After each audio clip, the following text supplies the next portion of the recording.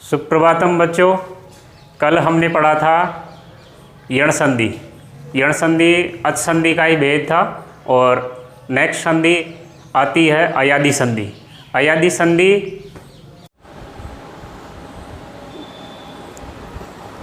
अयादी संधि के बारे में हम आज पढ़ने जा रहे हैं। अयादी संधि किसे कहते हैं वो हम देखते हैं। सूत्र है एचो अयवावह, एचो अयवायावह, अर्थात सूत्र की वृत्ति है संहिता विषये अचि परे एच अयादि भवति। अर्थात इस वृत्ति का अर्थ होगा संहिता के विषय में अच परे रहते एच को अयादि आदेश होगा। आपको पूर्व में मैंने बताया था कि संहिता किसे कहेंगे। संहिता दो वर्णों की समीपता को ही संहिता कहा जाता है। तो इस सूत्रार्थ का अर्थ हुआ कि दो वर्णों की समीपता में अच परे रहते, यानी कि बाद वाला वर्ण क्या होना चाहिए, अच होना चाहिए, और पूर्व वाला वर्ण एच। तो एच के स्थान पर अयादी आदेश होगा।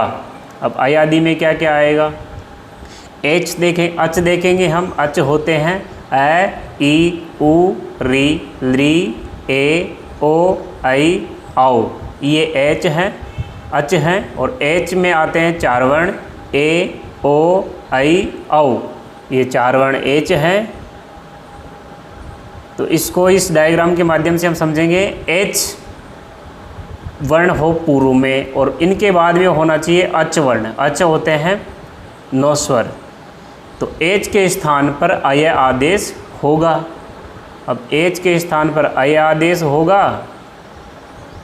तो वो देखेंगे आगे कि एच में आएगा चार वर्ण ए, ओ, आई, औ।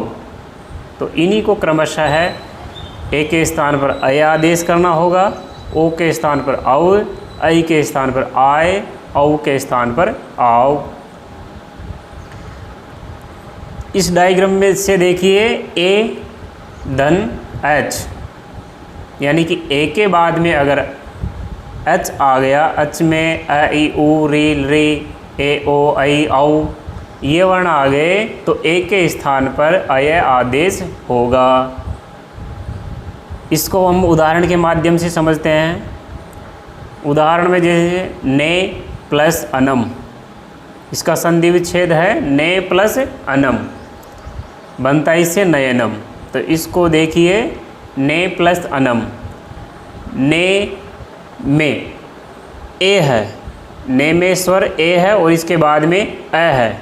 तो इस वजह से ए के स्थान पर अय आदेश होगा और अय करने पर ने में न हलंत बचेगा और ए के स्थान पर अय आदेश हो जाएगा। तो न धन अय धन अनम, तो इसको मिलाकर लिखेंगे नयनम, बन जाएगा नयनम। अगला इसी तरह हरे प्लस ए, हरे में ए है और अंत में अच वर्ण है, ए के स्थान पर अय आदेश, मिलाकर लिखेंगे हरये।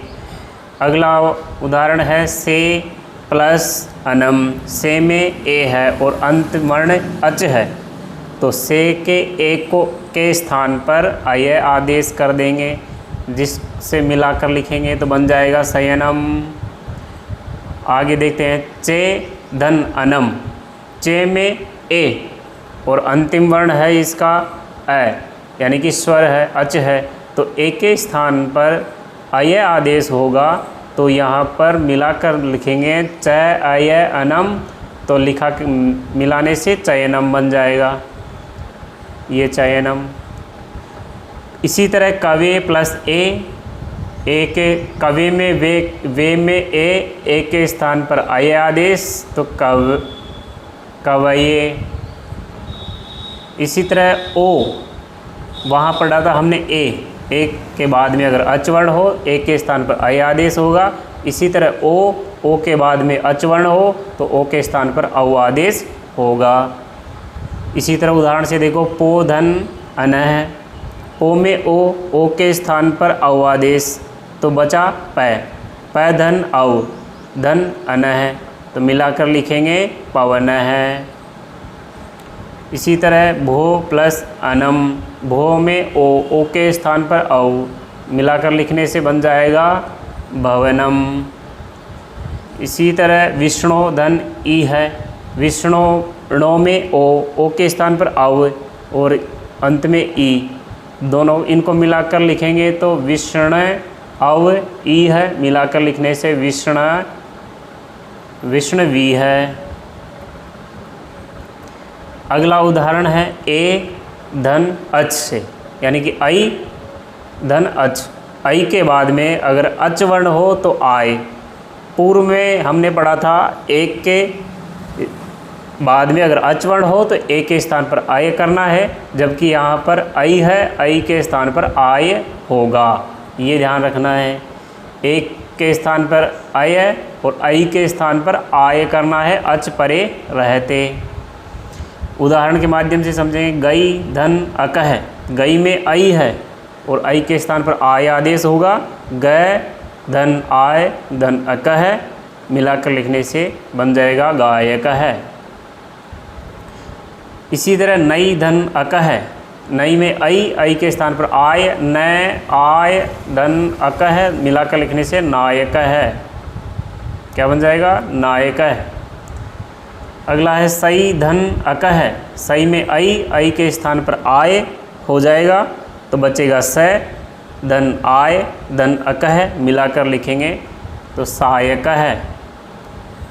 इसी तरह गई धन अंति, गई में आई के स्थान पर आय तो गय हलंत धन आय धन अंति, तो मिलाकर लिखने से बन जाएगा गायंती।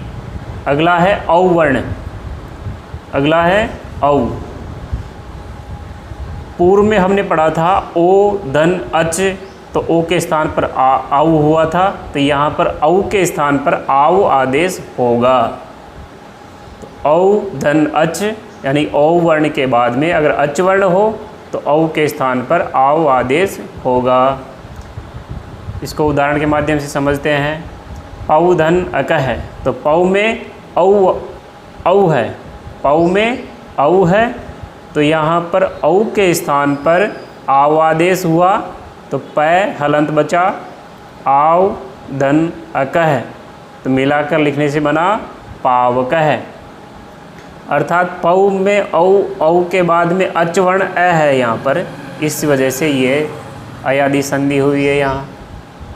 इसी तरह बहु धन उक है, बहु में औ और अच वर्ण उ है इधर, तो इसलिए औ को आव, तो ये मिलाकर लिखेंगे तो भावुक है।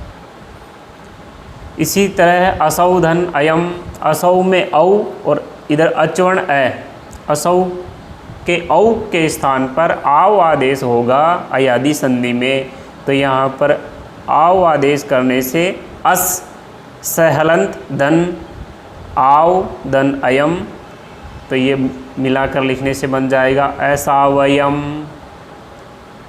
इसी तरह बहु धन अयति, बहु धन अयति, बहु में औ धन अ, यानी कि बहु के बाद में अच वर्ण आ रहा है अ, तो इस वजह से यहाँ पर औ के स्थान पर आव आदेश होगा और आव करने से ब हलंत बच जाएगा, तो ये होगा भय धन आव धन अयति, तो इसको मिलाकर लिखेंगे भावयति। इसी तरह है अग्नौ धन ई है, अग्नौ शब्द में औ है और औ के बाद में ई है के शुरू, जो ई से शुरू हो रहा है यानी कि अच से शुरू हो रहा है, अच आ रहा है, तो इस वजह से औ के स्थान पर यहाँ भी आव आदेश होगा, तो यह है मिलाकर लिखेंगे हम तो अग्नावी है। ये हमारा संधि का पाठ्यक्रम अयादि संधि कंप्लीट हुई है और हम निरंतर इसी तरह हैं, इसी माध्यम से पढ़ते रहेंगे जब तक ये कोरोना का समय चलता रहेगा और आगे से निर्देश आएगी तब हम क्लासें लगाएंगे। इस वजह से जो भी आपको इस वीडियो में अगर किसी उदाहरण को समझने में परेशानी हो वो मेरे व्हाट्सएप पे या अपने GHSS आमा स्कूल के 10th वाले ग्रुप में कमेंट्स डाल दें। धन्यवाद।